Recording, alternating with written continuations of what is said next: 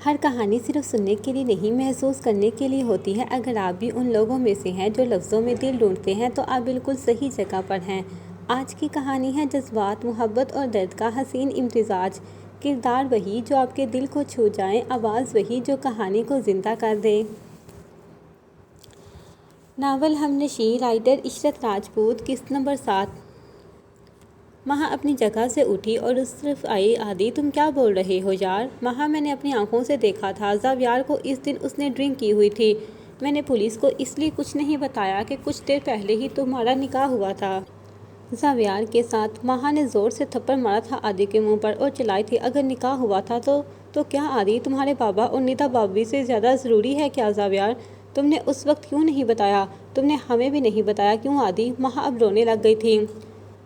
तुमने इतना कुछ किया है मेरे लिए, मेरे घर वालों के लिए, मैं कैसे तुम्हारी खुशियाँ बर्बाद कर देता? और आदि, तुम्हें ऐसा लगा कि मैं एक कातिल के साथ रहूँगी?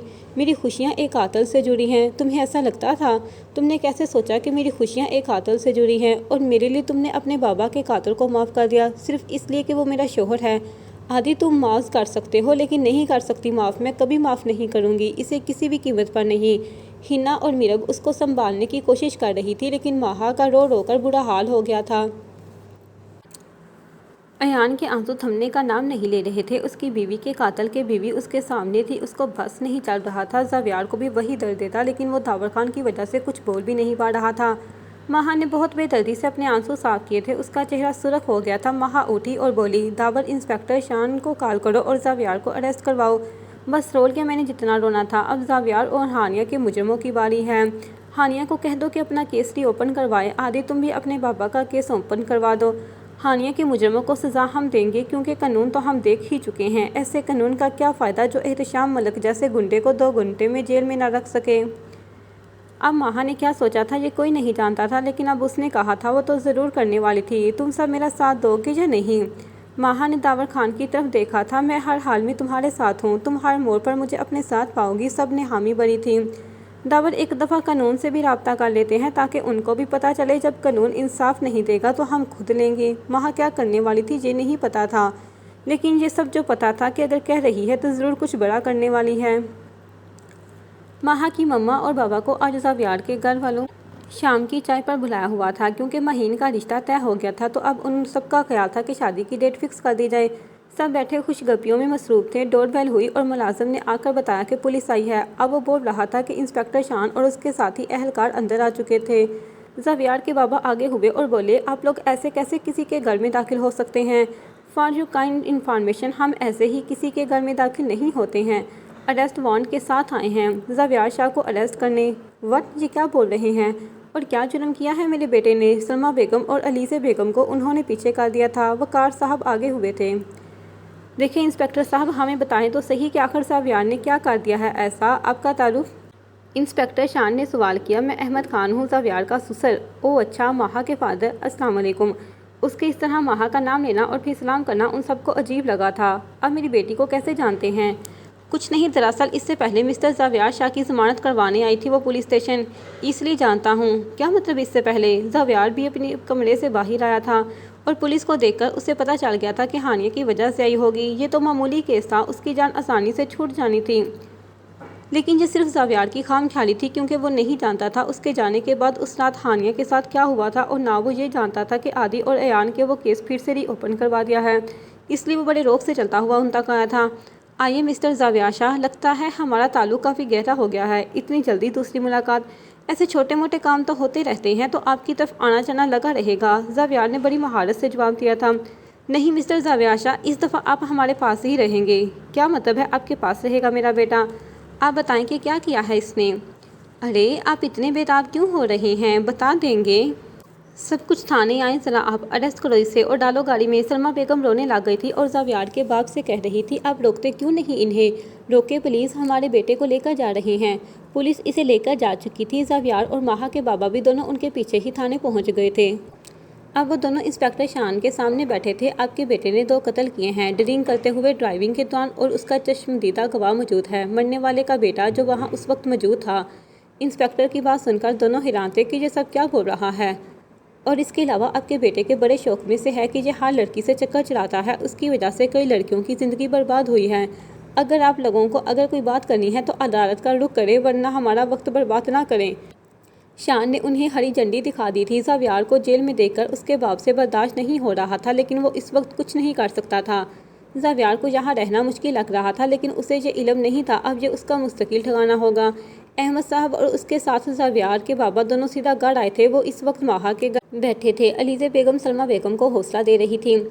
तभी माहा भी आ गई थी। माहा अंदर आई तो उसे अंदाज़ा था उससे सवाल किए जाएंगे, लेकिन सामने ज़ावियार के वालिदैन भी मौजूद थे। उसके चेहरे से साफ जाहिर हो रहा था कि वो रोकर आई है और उसका मूड भी बहुत ख़राब था। वो अंदर आई और सलाम किया। माहीन और उसके पापा ने सिर्फ उसके सलाम का जवाब दिया था। अलीज़े बेगम उसकी तरफ बढ़ी और बोली, माहा तुम्हें पता है ज़ावियार को पुलिस ने अरेस्ट कर लिया है? मैं जानती हूँ। उसके जवाब पर वहाँ मौजूद सब लोग हैरान थे। क्या मतलब तुम जानती हो? मम्मा, आदि और अयान ने रिपोर्ट दर्ज करवाई है। मैं वही थी, पता है मुझे सब। और प्लीज़ मुझे अभी किसी से कोई बात नहीं करनी। अलीज़े बेगम उसकी बात सुनकर सेकपा हो गई थी। माहा, तुम्हारा दिमाग ख़राब है क्या? तुम्हारा शौहर जेल में है और तुम इतनी आसानी से कह रही हो कि हाँ पता है। इतना रिलैक्स कैसे हो? मम्मा, वो जहाँ भी है ना अपने करतूतों की वजह से है। मैंने ज़बरदस्ती नहीं भेजा उसे वहाँ। सलमा बेगम उसकी बात सुनकर तपश में आ गई थी। ये कैसी लड़की का इंतखाब किया आपने हमारे बेटे के लिए? इसे ज़रा फिक्र नहीं इसकी, वो जेल में है और ये कितने सुकून से बैठी है। माहा ने सलमा बेगम की तरफ देखा और बोली, आंटी क्या करूं मैं? आपकी तरह बैठकर मातूम करूं? क्या आ जाएगा? वो इस तरह अदालत में जाकर केस लड़ना पड़ेगा, फिर बाहर आएगा। वो ऐसे नहीं आ सकता और हो सकता है कि आप वो वापस ना आए, ना ही आपके या मेरे रोने से बाहर आएगा। अलीज़े बेगम ने माहा को थप्पड़ मारा था। माहा, ये क्या तरीका है बात करने का? अहमद साहब अपनी जगह से उठे थे। अलीज़े क्या कर रही हैं आप? माहा इधर आओ, बैठो जहाँ। इधर देखो मेरी तरफ। माहा अब अपने बाबा के सामने बैठी थी। बेटा ये बताओ, ज़ावियार पहले भी जेल गया था? नहीं, पहले आप इससे ये पूछे कि क्या हरकतें करती फिर रही है। इसे कुछ एहसास भी नहीं क्या बोले जा रही हैं। मम्मा क्या करूं मैं उसके लिए? और आप ही बता दें, आपको उसके कारनामों का नहीं पता है अभी। आपका पता भी है उसकी वजह से मैं खुद कितनी मुश्किल में पड़ गई थी। उस मेरी जाब आपके दामाद ने लगवाई है अपने एक घटिया दोस्त के ऑफिस में। उसने बदतमीज़ी की मेरे साथ। मैंने उसे उसी के ऑफिस में मारा था। उसके भाई को गोली मार कर आई थी मैं। और जब ज़ावियार से पूछा कि उसने वहाँ मेरी जाब की बात क्यों की, तो उसने बताया था मैंने सब कुछ, और वो उसे मारने के लिए एहतशाम मलिक के घर पहुँच गया था। अक़दाम कत्ल का मुकदमा दर्ज करवाया है। कासम मलिक ने इसलिए उसकी ज़मानत करवाने गई थी पुलिस स्टेशन। अब मुझे आप सब बताएं और क्या करूं मैं? अब भी उसके लिए बहुत कुछ करती, लेकिन उसकी हरकतें ही घटिया हैं। वो एक कातिल है। सुना आप सब ने? आदि के बाबा और नीता भाभी का कत्ल किया है उसने। आदि ने खुद देखा था। अब एक चश्मदीदा गवाह के होते हुए क्या कर सकती हूँ मैं, बताएं? और अगर ज़ावियार ने कत्ल किया है तो मैं क्यों ज़ावियार की साइड लूँ? मैं सही का साथ दूंगी, चाहे कुछ भी हो जाए। पहले मैं इन्वेस्टिगेशन कर लूँ, तभी कुछ कर सकते हैं हम। इसके अलावा कोई रास्ता नहीं है। मेरा पहले ही दिमाग ख़राब है। आप लोगों ने निकाह करने में जल्दी कर दी शायद बाबा। अब मुझे इस रिश्ते को अपने तरीके से हैंडल करने दें। आंटी, अगर ज़ावियार बेगुनाह है तो मैं आपसे वादा करती हूँ कि उसे कुछ नहीं होगा, और अगर वो गुनाहगार है तो मैं भी आपसे वादा करती हूँ कि मैं आपके बेटे को छोड़ूंगी नहीं। उसने अगर कत्ल किया है तो उसकी सज़ा उसे ज़रूर मिलेगी। सलमा बेगम उसकी बात पर आपे से बाहर हो गई थी। तुम्हारी हिम्मत कैसे हुई मेरे बेटे के लिए सज़ा दिलवाने की बात कर रही हो? आपको पता है आपके बेटे की वजह से एक लड़की की ज़िंदगी बर्बाद हो गई है। वो मेरा गिरबान पकड़े खड़ी थी, आज मुझसे सवाल कर रही थी। मेरा क्या कसूर है भला ये कि मैं ज़ावियार की निगाह में हूँ? आपका बेटा उसे बीच रास्ते में छोड़ आया था और उसके ही दोस्तों ने उस लड़की को नोच खाया। उसकी ज़िंदगी बर्बाद हो गई है। दावड़ खान के हॉस्पिटल में पनाह मिली है उसे। उसके घर वालों ने भी कबूल नहीं किया उसे। ऐसे शख्स को मैं तो कभी माफ़ नहीं कर सकती, लेकिन फिर भी मुझे एक उम्मीद है कि शायद ज़ावियार बेगुनाह हो, इसलिए मैं अभी कुछ नहीं कह सकती। अभी पुलिस इन्वेस्टिगेशन करने में है। हम भी अपनी तरफ से कोशिश करते हैं, फिर देखते हैं क्या होता है। हानिया के मुजरमों को मैं सज़ा देकर रहूँगी, फिर चाहे ज़ावियार हो सामने या एहतशाम मलिक। माहा अपनी बात पूरी करती हुई अपने कमरे की तरफ चलती थी। नीचे मौजूद हर शख्स अभी तक शॉक में था कि आखिर ये सब क्या बोल कर गई है। किसी को इस बात पर यकीन नहीं था कि ज़ावियार ऐसा कुछ कर सकता है। माहीन तो रोई जा रही थी। अलीज़े जो अपनी बेटी को बुरा भला कह रही थी, अब उसे माहा के मुस्तकबिल की फ़िक्र खाई जा रही थी। सलमा बेगम वहाँ से उठकर चली गई थी। अब वो सब खामोश बैठे एक दूसरे का चेहरा देख रहे थे। आज फिर से माहा ने सबको दावर खान के ऑफिस बुलाया था। आज ज़ावियार को 2 दिन हो गए थे जेल में। उसकी ज़मानत नहीं हो सकी थी, लेकिन एहतशाम मलिक तक पुलिस को पहुँचने नहीं दिया जा रहा था। इंस्पेक्टर शान ने पुलिस कमीशन से बात की, लेकिन उसे एहतशाम मलिक के खिलाफ कोई भी एक्शन लेने से मना कर दिया गया था। उसके बाकी दोस्त जिन पर शक था उन्हें अरेस्ट करने की कोशिश की तो पॉलिटिकल पार्टीज़ की तरफ से प्रेशर ही था।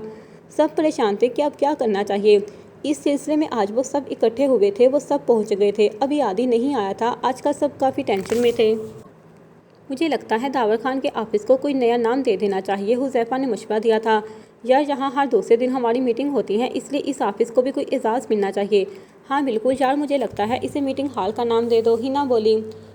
तलहा ने उसकी बात काटी। अपनी तरह फजूल नाम का इंतखाब किया है। मुझे लगता है इस ऑफिस को पार्लियामेंट डिक्लेयर करना चाहिए। महा तुम बताओ क्या नाम रखे। मीरब ने महा को कहा था। दावर खान उसे देख रहा था कि ये अब उसके इतने खूबसूरत और अच्छे ऑफिस को क्या नाम देगी। आजकल जो हालात चल रहे हैं और जिस तरह खुफिया मीटिंग का अड्डा बना हुआ है, इसे किसी माफिया गैंग का अड्डा कहना चाहिए। दावर खान और रेयान उसका मुंह देखते रह गए। ये सब पागल दोस्त इसके वो आईपी ऑफिस का नामो निशा बिगाड़ रहे थे। एक सेकंड में उन लोगों ने उसे कितने नाम दे दिए थे। खबरदार, जो किसी ने हमारे ऑफिस का नाम खराब किया तो। अयान से रहा ना गया तो बोला, ओह अच्छा, ये क्या कोई महल है। माहा ने लुकमा दिया तो सब हंस पड़े थे। यही खासियत थी उन सब की। सिचुएशन कितनी मुश्किल क्यों ना हो, उनको खुश रहना आता था। एक दूसरे के चेहरों पर मुस्कुराहट लाना वो अच्छे से जानते थे। परेशान थी सब, एक साथ हाल था, लेकिन मुंह लटकाकर बैठे रहने से और मातम करने से कौन सा सारी प्रॉब्लम्स ख़त्म हो जाती। इसलिए वो हर हाल में जीना जानते थे। दिल सबके उदास थे, लेकिन एक दूसरे के साथ बैठकर बातें करके दिल हल्का हो जाता था। तब तक आदि भी आ गया था। अस्सलाम वालेकुम। आदि ने अंदर आकर सलाम किया था। अब वो सब सीरियस होकर बैठ गए थे। अच्छा बताओ, जिसके पास जो भी इंफॉर्मेशन है, क्या हुआ केस का, किसका क्या रिएक्शन था। आज उनकी मीटिंग में इंस्पेक्टर शान भी मौजूद था। मैं गया था, कमीशन साहब से बात भी की, लेकिन कुछ नहीं बन सका। अच्छा, कुछ तो किया होगा उन्होंने। हाँ, लेकिन छोड़ो इस बात को। इंस्पेक्टर शान ने बात टालने की कोशिश की थी। नहीं प्लीज़ बताओ, और भी कोई एक लफ्ज़ भी नहीं छुपाएगा प्लीज़। इस वक्त हमारे लिए क्या काम आ जाए कुछ नहीं पता। अब बताओ क्या हुआ और क्या कहा। मैंने बात की तो इन्होंने कहा हर रोज़ के लड़कियों के साथ ये सब होता है। हमने क्या सबका ठेका उठा रखा है। उसकी बात सुनकर सबके दिमाग घूम गए थे। महा तो अच्छी खासी तप गई थी। ओह अच्छा, तो सबका ठेका नहीं लिया हुआ, लेकिन अपनी बेटी का तो किया हुआ है ना। रिदा के बाबा है ना कमीशन। हम पहले उस कमीशन का इलाज करना होगा। और एमएनए के भी कुछ ऐसे ही ख्यालात हैं। तो ठीक है, एमएनए का बेटा है सनी, अब वो दोनों ही हमारे काम आएंगे। तुम्हें क्या लगता है वो दोनों हमारी बात मान जाएंगे। तलहा ने महा के दिमाग में चलने वाले आइडिया को समझते हुए कहा, नहीं मानेंगे तो मनवा लेंगे। दावर खान ने उस बात का जवाब दिया था। महा ने उसे मुस्कुराकर देखा था और सब दावर खान की बात समझ चुके थे। दावर खान के मोबाइल की रिंग हुई। उसने मोबाइल देखा और कहा, फहद आ गया है। अच्छा बुला लूँ फिर उसे भी। फहद अंदर आया और सलाम किया था। महा और उसके दोस्तों ने उसे दरमियान में एक चेयर पर बिठाया था। अब वो सब उसको घूर रहे थे। फहद तो उन सबको यहाँ देखकर घबरा गया था कि ये सब उसके साथ क्या करने वाले हैं। फहद उन सब की तरफ देख रहा था। महा ने दावर खान की तरफ सवालिया नज़रों से देखा था। मैं पता करवा चुका हूँ, सब कुछ क्लियर है। महा ने फहद के कंधों पर जोर से हाथ मारा। हाँ भाई बोलो, और देखो अगर झूठ बोला ना तो अच्छा नहीं होगा। सच सच बताओ, एहतशाम मलिक के साथ किस किस काम में इन्वॉल्व हो। फहद को तो पसीना आ गया था। उन सब के तेवर कुछ और ही लग रहे थे। फहद ने लंबी सांस ली और ज़रा रिलैक्स होकर बैठा। देखो, मैं किसी के साथ किसी काम में इन्वॉल्व नहीं हूँ। मैंने सिर्फ एक बिज़नेस डील की थी इसके साथ, इसके अलावा मैं कोई ताल्लुक़ नहीं इससे और उसके काम से। महा ने दावर खान की तरफ देखा तो उसने इशारा किया कि ये सच बोल रहा है। तो ठीक है, अब ये बताओ कि एहतशाम मलिक के खिलाफ कोर्ट में गवाही दोगे या नहीं। मुझे समझ नहीं आ रही, मेरी मर्जी पूछ रही हो या आर्डर दे रही हो। तुम इसे अपने लिए आर्डर समझो। महा उसकी बात पर तप गई थी। किस खुशी में आर्डर दे रही हो ये भी बता दो। खुशी का तो पता नहीं, लेकिन अगर गवाही ना दी और एहतशाम मलिक का साथ दिया तो तुम्हें सीधा ऊपर भेज दूंगी। एहतशाम मलिक के साथ क्या किया था मैंने, याद है ना। फहद तो उससे दूर ही रहना चाहता था। तोबा, इतनी खतरनाक लड़की। वो उससे कुछ कह भी नहीं सकता था क्योंकि सारी साहबा जो बनने वाली थी। हाँ बिल्कुल, मैं दूंगा गवाही, बल्कि जहाँ भी मेरी ज़रूरत पड़े मैं हाजिर रहूँगा। और ये महीन की वजह से नहीं कर रहा। मुझे नहीं पता था कि एहतशाम मलिक इतना घटिया इंसान है। फहद अपनी बात कहकर चला गया था। उनका एक मसला तो हल हुआ था कि फ़हद किसी भी तरह से एहतशाम मलिक का साथी नहीं था। अब महा ने रिदा को कॉल की थी क्योंकि कमिश्नर तो इसका बाप था और वो किसी भी तरह से कोऑपरेट नहीं कर रहा था। दूसरी बेल पर कॉल पिक की गई थी। उसको सारी बात बताई, लेकिन वो अपने बाप से भी 4 हाथ आगे थी। उसने किसी भी तरह की हेल्प करने से मना कर दिया था। रिदा भी टेढ़ी खीर थी, इतनी आसानी से नहीं मनाती। वो फ़ोन बंद कर चुकी थी। पहले तो महा ने सोचा था कि उससे बात करके समझाएंगे, लेकिन मुंह पे फ़ोन बंद कर दिया। महा ने अब तलहा और हुज़ैफ़ा को कहा था कि किसी भी तरह रिदा को ज़रा बाहर लेकर आओ। जब घी सीधी उंगली से नहीं निकलता तो फिर घी को गर्म कर लेना चाहिए। हर दफ़ा उंगली टेढ़ी करने की ज़रूरत नहीं। आज इतवार का दिन था। वो सब अपना अगला कदम उठाने वाले थे। अब इन्हें किसी भी तरह रिदा की हेल्प चाहिए थी, चाहे वो अपनी मर्ज़ी से करे या इन्हें कोई और तरीका अपनाना पड़े। तलहा और हुज़ैफ़ा ने बहुत कोशिश की, लेकिन रिदा नहीं मानी। एक तरीका है मेरे पास, दावर खान बोला। वो क्या। सब ने उसकी तरफ देखना शुरू कर दिया था। रीता को हानिया की तकलीफ़ का अंदाज़ा नहीं है और इंसान कभी किसी की तकलीफ़ को नहीं समझता जब आगे हर इंसान बहुत सी तकलीफ़ और दर्द सह चुका होता है। जब तक रीता को हानिया के दर्द का एहसास नहीं होगा उसे कुछ भी नहीं आएगा। किसी को उसकी बात समझ में नहीं आएगी। अब हमें कुछ और करना होगा। दावर खान के दिमाग में क्या चल रहा था किसी को नहीं पता था, लेकिन एक बात तो तय थी, ज़रूर कुछ बड़ा ही प्लान किया था। लेकिन वहाँ ने भी उससे 4 हाथ आगे का सोच लिया था और अब वो अपनी मर्जी करने वाली थी और आगे क्या होने वाला था बाकी सिर्फ समझने की कोशिश कर रहे थे। रीता को एहसास दिलाने के लिए ऐसा क्या करने वाले थे ये लोग। माहा जैसे ही घर में दाखिल हुई सामने सलमा बेगम उसके इंतज़ार में बैठी थी। माहा ने उनको सलाम किया लेकिन उन्होंने कोई जवाब नहीं दिया। किस किस्म की लड़की हो तुम? तुम्हें अपने शोहर का ख्याल नहीं है क्या? वो 2 हफ्तों से जेल में हैं। माहा ने लैपटॉप और बैग सोफे पर रखे और उनके सामने वाले सोफे पर बैठते हुए बोली, तो क्या मेरी वजह से वो जेल में है? अपने करतूतों की वजह से वो जेल में है? मैंने नहीं कहा था कि किसी का कत्ल करो जाकर। और आंटी प्लीज़, मैं पहले ही बहुत परेशान हूँ, मुझे भी कोई बात नहीं करनी। मुझे अब एहसास हुआ है मैंने अपने बेटे के लिए गलत लड़की का इंतखाब किया था। तुम उसके काबिल ही नहीं हो। अलीज़ा बेगम खामोशी से उन दोनों की बहस सुन रही थी। अब वो किसी की तरफदारी नहीं कर रही थी, लेकिन इतना ज़रूर चाहती थी कि ज़ाविया जेल से बाहर आ जाए। माहा ने अपना लैपटॉप उठाया और उनको जवाब दिया, चलो अच्छा हुआ आपको एहसास हो गया, देर आए दुरुस्त आए। माहा की बात पर वो पैर पटकती वहाँ से जाने लगी, लेकिन अलीज़ा बेगम ने उसे रोक लिया और माहा को भी रोका। माहा वापस अपनी जगह पर बैठ गई थी। माहा अलीज़ा बेगम अब माहा से मुखातिब थी, बेटा तुम इस वकील से बात करो ना। मीरब का चाचू है ना, जो क्या नाम है उसका, अजीब सा था, दावर खान। माहा ने नाम लिया था। हाँ वही दावर खान, पहले भी उसी ने बैल करवाई थी ना। मीरब तुम्हारी दोस्त है, उसको कहो कि अपने चाचू से बात करें।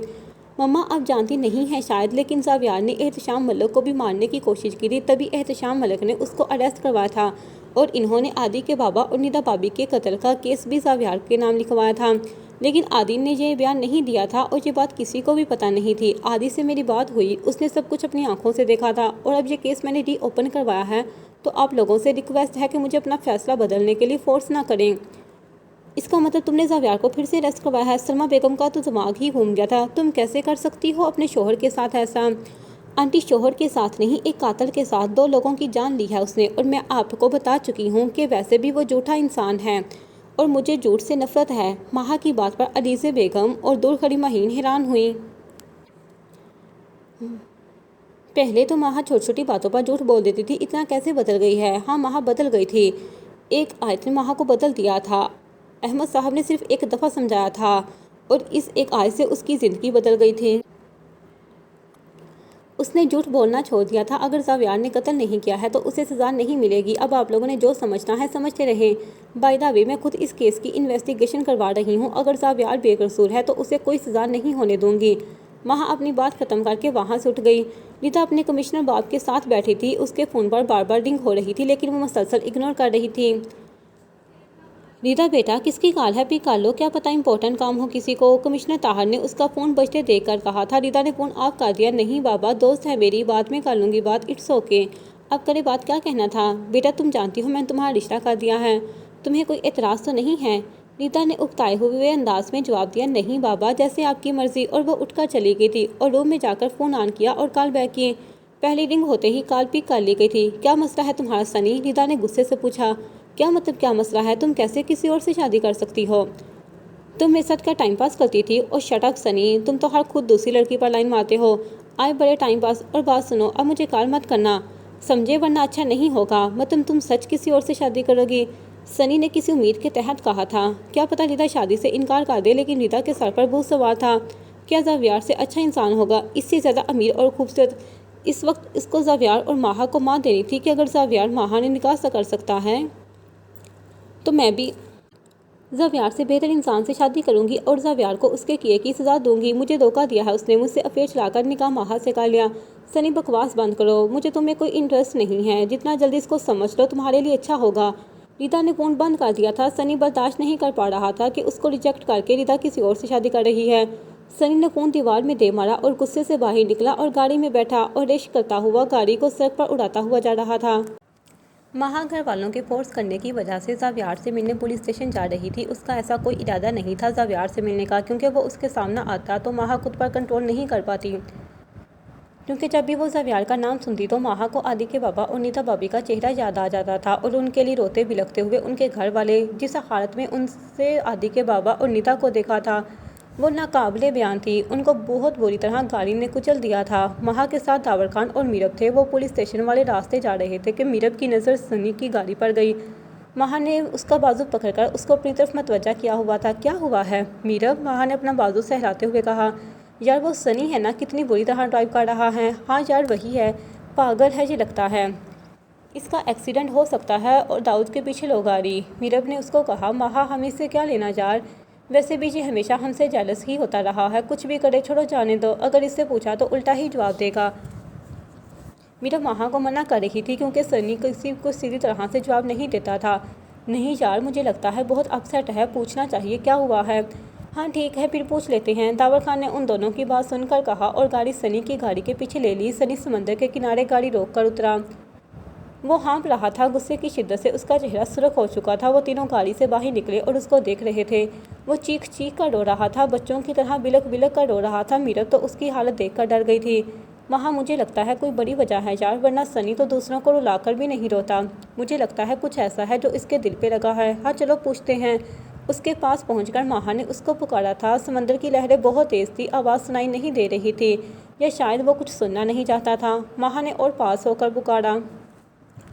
सनी क्या हुआ है, क्यों रो रहे हो? उन सब के बाल और कपड़े उड़ रहे थे। सनी ने कोई रिस्पांस नहीं दिया। वो किनारे पर बैठ गया था और रो रहा था। दावर खान आगे बढ़ा और कंधे से पकड़कर उसको हिलाया था। सनी तुम सुन रहे हो? और इधर देखो। सनी ने कंधे पर वजन महसूस किया तो पीछे मुड़कर देखा तो वहाँ उन तीनों को देखकर हैरान हुआ था, लेकिन वो खुद को कंट्रोल नहीं कर पा रहा था। वो उसे अपने साथ गाड़ी के पास लेके आए थे। गाड़ी का दरवाज़ा खोलकर सनी को वहाँ बिठा दिया गया था।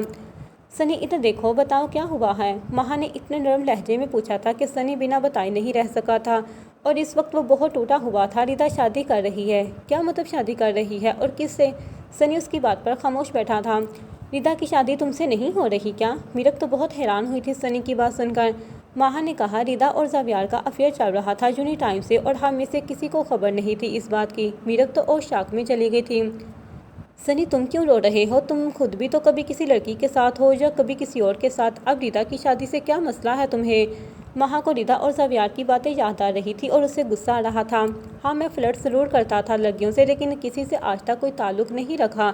मैं रिदा से मोहब्बत करता हूँ। वो मुझे छोड़कर किसी और से शादी कर रही है। वो उस एहतशाम मलक से शादी कर रही है। कौन नहीं जानता वो कितना बेगैरत इंसान है, घटिया इंसान है वो, और वो मुझ पर उसको तरजीह दे रही है। एहतशाम मलक के नाम पर उनके कान खड़े हुए थे। क्या एहतशाम मलक की और रिदा की शादी? ऐसा कैसे? मतलब यार मीरब तो पागल होने वाली थी। एक के बाद एक नई खबर मिल रही थी। महा को सनी पर आज सच में तरस आ रहा था। तुम इतनी मोहब्बत करते हो क्या रिदा से कि उसे बच्चों की तरह उसके लिए रो रहे हो? मतलब मर्द भी रोते हैं क्या? क्या तुमने कभी किसी से मोहब्बत की है महा? सनी का सवाल गैर मुतवक्का था महा के लिए। मोहब्बत नहीं, मैंने तो नहीं की। महा टूटे अल्फाज में जवाब दे रही थी। दावर खान को महा का निकाह वाला दिन याद आ रहा था। वो भी तो यहीं आया था रोने के लिए, ताकि समंदर के शोर में वो खुद के रोने की आवाज़ भी ना सुन सके। दावर खान उसकी बात का जवाब देने लगा। हाँ मर्द भी रोता है, उसे भी तकलीफ़ होती है, लेकिन वो तमाशा नहीं करता। मर्द हमेशा रोने के लिए तन्हाई तलाश करता है, कभी बिना आंसू रोता है। उसके आंसू दिल पर गिरते हैं, अपनी तकलीफ़ दूसरों पर जाहिर नहीं करता। मर्द औरत से ज़्यादा ताकत रखता है। मर्द को अल्लाह ने मजबूत बनाया है। सिर्फ जिस्मानी ताकत के लिहाज से मर्द ताकतवर होता है, लेकिन एक अदद दिल मर्द के पास भी होता है, जो दौर, तकलीफ़, लहजों, रवैयों सबको महसूस करता है। मर्द जिस्मानी तकलीफ़ बर्दाश्त कर लेता है, रवैयों को, लहजों को भी, लेकिन दिल की तकलीफ़ ऐसी है कि मर्द को रोने पर मजबूर कर देती है। महा तो दावर खान का मुंह देखती रह गई थी। दावर, महा ने उससे पुकारा था। तुम ठीक हो? महा ने उसका नम लहजा महसूस किया था। हाँ मैं ठीक हूँ। क्या तुम्हारा दिल भी टूटा है क्या? महा ने उससे पूछा था। हाँ, दावर खान ने मुख्तसर जवाब दिया था। मीरब हैरानगी से अपने चाचू को देख रही थी। चाचू कब टूटा और किसने तोड़ा? क्या कोई लड़की थी? कौन थी वो? क्या हुआ था? मुझे बताएं ना। मीरब ने एक साथ इतने सवाल कर डाले थे और महा खामोश खड़ी थी। मीरब, दावर खान ने उसे आंखें दिखाई थी। मीरब उसी पल चल कर गिर गई थी। अभी सनी की बात सुनो। सनी अब रोना बंद कर चुका था। अच्छा तुम रिदा से शादी करना चाहते हो? दावर खान ने उससे पूछा था तो उसने हाँ में सर हिला दिया। महा और दावर खान ने एक दूसरे की तरफ देखा। क्या तुम भी सोच रही हो? दावर खान ने उससे पूछा था। हाँ बिल्कुल सोच रही हूँ। वो दोनों मुस्कुराए थे। उनको देखकर मीरा बोली, यार मुझे भी बताओ, क्या आंखों ही आंखों में प्लान बना लिया है दोनों ने? मीरा पागलों की तरह दोनों को देख रही थी। जब होगा तुम भी देख लेना। सनी रोना बंद करो, हम रिदा की शादी में जा रहे हैं। क्या मतलब है महा, तुम पागल हो? मैं कहीं नहीं जा रहा। रिदा चाहिए या नहीं? दावर खान ने कहा। तो सनी बोला, चाहिए मुझे, वो किसी भी कीमत पर। तो ठीक है, उसकी शादी में हम सब जा रहे हैं। मतलब मीरब और सनी उन दोनों को देख रहे थे। मतलब समझा दूंगा, बाकी सबको भी बुला लेते हैं। एहतिशाम मलिक, तुम्हारी शादी नहीं बर्बादी होगी और अपनी आंखों से देखोगे तुम। यार चलो जल्दी, रात भी हो रही है, सुबह उठना है, शादी की तैयारियां भी तो करनी है ना। महा ने दांत निकालते हुए कहा। अब ये लोग क्या करने वाले थे? सनी को कुछ समझ नहीं आ रहा था, लेकिन वो उनकी बात मान रहा था क्योंकि उसे रिदा चाहिए थी और एहतिशाम मलिक को मात देनी थी। उन सब का मकसद एक ही था, एहतिशाम मलिक की बर्बादी। जब मुफाद एक हो तो दोस्ती कर लेनी चाहिए। आज रिदा की शादी का दिन था। सिकंदर गैंग जहां ऐसे मेहमान बनकर आए थे कि जिन्हें किसी ने इनवाइट नहीं किया था, लेकिन वो फिर भी आए थे। अपनी मर्जी करना उन सब की फितरत में शामिल था। दावर खान और तलहा जहां सिक्योरिटी गार्ड के कपड़ों में मौजूद थे। सिक्योरिटी गार्ड के यूनिफॉर्म में इतना बारोब तरीके से चल रहे थे कि किसी के फरिश्ते को भी शक नहीं हो सकता था कि बहरूपिए हैं। बड़ी ही कमाल की एक्टिंग के साथ इन्होंने गेट के पास से सिक्योरिटी गार्ड को पटाया और उनकी जगह खुद ली थी और बाकी सबको अंदर आने के लिए दावत दी और सब के सब बड़े शाहाना अंदाज में चलते अंदर आए थे जैसे जहाँ के चीफ गेस्ट हों। महा और हनी सनी के साथ सीधा स्टेज पर गई थी। रिदा के चेहरे के रंग बदल रहे थे। वो उन लोगों को देखकर घबरा गई थी। उसको पसीना आ रहा था। तुम लोग यहाँ क्या कर रहे हो? जैसे भी उसके पास पहुँचे, रिदा ने दबी आवाज़ में चीखते हुए पूछा था। क्या मतलब यार रिदा, हम तुम्हारे यूनी फेलोज़ हैं और कितनी बेमरबत होना यार, शादी कर रही हो और हमें बुलाया भी नहीं। अब देखो तुम्हारी मोहब्बत हमें यहाँ खींच लाई है। महा ने सनी की तरफ इशारा किया था और रिदा उसकी बात का मतलब समझते ही बेचैन हो गई थी। वो जानती थी अगर ये सब यहाँ हैं तो ज़रूर कोई ड्रामा करेंगे। जहां सिकंदर गैंग हो और वहाँ को सीन क्रिएट ना हो, ऐसा हो ही नहीं सकता। रिदा ने तबीयत खराब होने का बहाना किया और अपने रूम में चली गई। अभी निकाह होने में भी वक्त था, इसलिए उसे अंदर जाने से किसी ने नहीं रोका। हुज़ैफा और आदि पीछे वाले गेट के पास थे। जैसे ही माहा और हिना का काम मुकम्मल होता वो उन्हें अंदर बुला लेती, लेकिन रिदा तो अपने कमरे में चली गई थी। आदि बार बार कॉल कर रहा था। माहा ने कॉल पिक की तो आदि शुरू हो गया। यार क्या मसला है, जल्दी करो वरना पकड़े जाएंगे। अबे चुप हो जा आदि के बच्चे, वो दुल्हन मैडम अपने रूम में चली गई है, थोड़ा टाइम लगेगा, सब्र रखो। आदि ऐसा ही था, किसी भी उल्टे काम में इन्वॉल्व होने से डर लगता था और बाकी सब तो पैदा ही लोगों का जीना हराम करने के लिए हुए थे। हुज़ैफा ने आदि को कहा, चलो यार अंदर चलते हैं, अभी पता नहीं कितनी देर लगेगी। अयान और मीरा बाहर गाड़ी में थे। हुज़ैफा ने उन्हें भी बुला लिया था। वो सब अंदर आ गए थे, जबकि ये उनके प्लान का हिस्सा नहीं था। आदि सदा का डरपोक, उसने दावर खान को कॉल करके बता दिया, हालांकि वो खुद उन सब के साथ अंदर आ गया था। महा ने उन सबको अंदर देखा तो उनकी तरफ चल दी। यार क्या बकवास है, क्यों अंदर आए हो तुम लोग? अरे यार हो जाएगा काम भी, देखो क्या माहौल बना हुआ है, थोड़ा इंजॉय करने दो, शादी तो होनी नहीं है लेकिन डांस तो हो सकता है ना। वैसे भी इतने दिनों से स्ट्रेस चल रहा है सब कुछ। तलहा ने लुकमा दिया और हुज़ैफा तो डोर की आवाज़ पर पागल ही हो गया था। सबके बीच जाकर भंगड़ा डालने लगा था और साथ अयान और आदि को भी ले लिया। ऐसी सिचुएशन हो और हिना किसी से पीछे रह जाए, हो ही नहीं सकता। ये सब हजूम में जाकर नाच रहे थे। तलहा और हिना उन सब के दरमियान में कंपल डांस करने लगे थे। तलहा हिना का हाथ पकड़कर गोल गोल घुमा रहा था। माहा ने सर पकड़ लिया। मीरब उनको देखकर अलग ही टेंशन में आ गई थी। यार अगर पकड़े गए तो? दावर खान उन सबको देखकर रह गया था। उफ, ये पागल क्या करते हैं, ज़रा सिचुएशन का अंदाज़ा नहीं उन सबको। माहा क्या है ये सब, रोका क्यों नहीं उन सबको तुमने? दावर खान ने पास आकर माहा को कहा। माहा ने हाथ खड़े कर दिए कि अब ये सब किसी के नहीं सुनेंगे। बेगानी शादी में अब्दुल्ला दीवाना, दावर खान बोलते हुए साइड पर खड़ा हो गया था। लेकिन चाचू, हम में से अब्दुल्ला तो कोई नहीं है। मीरब की बात पर माहा की हंसी निकली थी। दावर खान उसकी बात सुनकर उसकी अकल पर मातम करने लगा था। क्या अजीब नमूने हैं ये सब। उफ अल्लाह, अब तो ही मालिक है, क्या बनेगा। हिना आगे बढ़ी और माहा को अपने साथ हजूम में शामिल कर लिया। तलहा और हुज़ैफा ने दावर खान को खींचकर बीच में खड़ा कर दिया था। दावर खान को पता भी तब चला जब उसने खुद को सबके दरमियान पाया था। माहा सिर्फ हाथ से क्लैपिंग कर रही थी, सॉन्ग लगा हुआ था। तभी सॉन्ग चेंज हुआ था। दावर खान परेशान खड़ा था और माहा उसको देखकर मुस्कुरा रही थी। दावर खान सजे सवरी माहा को देख रहा था। उसको होश था भाई जब सॉन्ग चेंज हुआ था।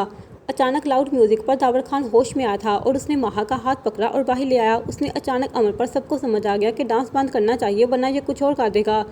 दावर खान ने उन सबको खा जाने वाली नज़रों से देख रहा था। माहा अभी तक दावर खान को देख रही थी कि उसे क्या हुआ था। एक पल के लिए उसे ऐसा लगा था जैसे किसी और दुनिया में चला गया था और अचानक से इतना गुस्सा वो समझने की कोशिश कर रही थी और दावर खान गुस्से की आड़ में अपने जज्बात छुपाने की कोशिश कर रहा था। इस सारी सिचुएशन में माहा ने अब उसकी आंखों में नमी देखी थी। दावर खान का गुस्सा देखकर सब अपने अपने काम में लग गए ही। माहा और हिना ऊपर आ गई थी, लेकिन रिदा ने अभी तक दरवाज़ा नहीं खोला था। वो वापस आ गई। अब ये सब करके पिछले हिस्से में खड़े थे। आगे क्या करना है सब इसी सोच में गुम थे कि बिरयानी और कौरमे की खुशबू ने तलहा और हुज़ैफा को अपनी तरफ मतवजा कर लिया था। वहाँ तरह तरह की डिशेस थी। और उन सब की मिली जुली खुशबू। वेटर सब बाहर थे क्योंकि नाच गाने के साथ बेशुमार पैसे भी फेंके जा रहे थे जो कि गरीबों की हलाल कमाई लौट कर बनाए गए थे। सब मुलाजमीन और वेटर्स तक उन पैसों को पकड़ने में मसरूफ थे और यही अच्छा मौका था। वो सब के सब खाने पर टूट पड़े थे। दावर खान उनकी हरकतें देखकर आज पागल होने वाला था। उसने आज पहली दफ़ा उन सब के लिए इतना वक्त गुजारा था, ऐसा वो कुछ सोच भी नहीं सकता था जो ये सब करते जा रहे थे। अलबत्ता मीरब और महा आज उसके सामने शरीफ बनी हुई थी। दावर खान ने कुछ कहने के लिए मुंह खोला ही था कि आदि बोला, पहले पेट पूजा फिर काम दो जा। उसने सब खाना खोला और शुरू हो गए थे। यार आप क्यों ऐसे देख रहे हैं, आप भी खा लें, लेकिन ऐसे नज़र ना लगाएं, हुज़ैफ़ा ने दांत निकालते हुए कहा था। अरेयान ने बयानी की देख खोल दी थी और उसके सर पर खड़ा लंबे लंबे सांस लेकर खुशबू अपने अंदर उतार रहा था। दावर खान उसको देखकर मुस्कुराया था। आज इतने अरसे बाद अयान को हंसते देखा था। आदि तो मीठे की देख ढूंढ रहा था। हिना ने सारी चाइनीज़ डिशेस एक ही प्लेट में डाल ली थी। आधा खाना प्लेट से बाहर गिर रहा था। सनी उन सब का हाल देखकर खून के आंसू रो रहा था। तलहा पेट में बिरयानी डाल कर लाया और उसके पास खड़ा हुआ और दूसरी तरफ अयान था। अच्छा यार ये ले मुँह मीठा कर, तेरी मशूका की शादी नहीं होने देंगे, कसम से नहीं होगी, वादा, लेकिन रोना बंद करो और इंजॉय कर। आदि ने उसके मुंह में खीर का बड़ा चमचा डाला और दूसरी तरफ हिना महा और मीरब के पास खड़ी उनको ज़बरदस्ती खिला रही थी। महा उन सब से आगे होती उस काम में। वो जानती थी दावर खान को कितना गुस्सा आ रहा है।